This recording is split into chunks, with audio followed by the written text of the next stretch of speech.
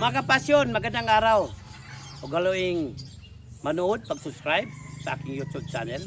At linggo-linggo po'y mabibigay ako ng dagdag kaalaman para sa lahat. Para sa ating, especially sa ating mga backyard racers na gusto matuto, gusto maragdagan yung kaalaman sa pagmamanok. Maraming salamat. Kita-kits tayo, mga kapasyon.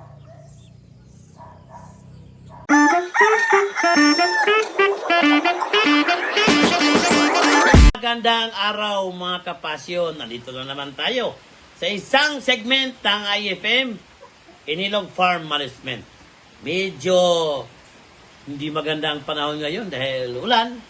Kaya dapat tayo mag-ingat sa ating mga manukan, mismo sa ating mga tao sa farm dahil hindi natin alam kung gaano kalakas ang mga ulan ngayon dahil sa nakita ko, bumabagyo ang panahon mga kapasyon.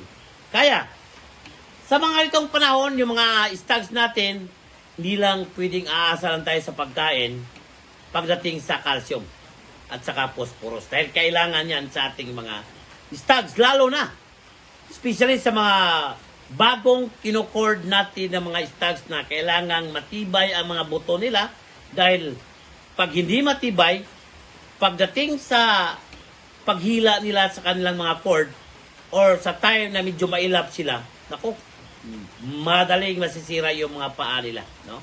Lalo na pag mayroong kakulangan sa calcium at phosphorus. Ngayon, mga kapasyon, mayroon tayong solusyon diyan.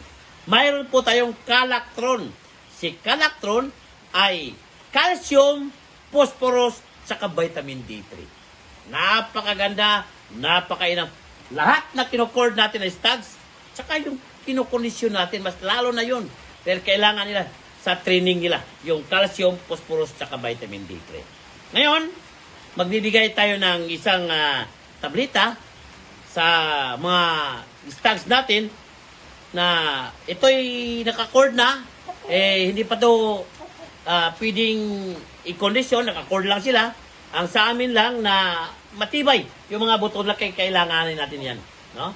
Bigyan lang, subo na ng isang tabletang Calactron, kahit once a week lang, pwede na. Supplement lang natin sa ating mga stags, lalo na sa bagong nakacord. Di ba, Monmon?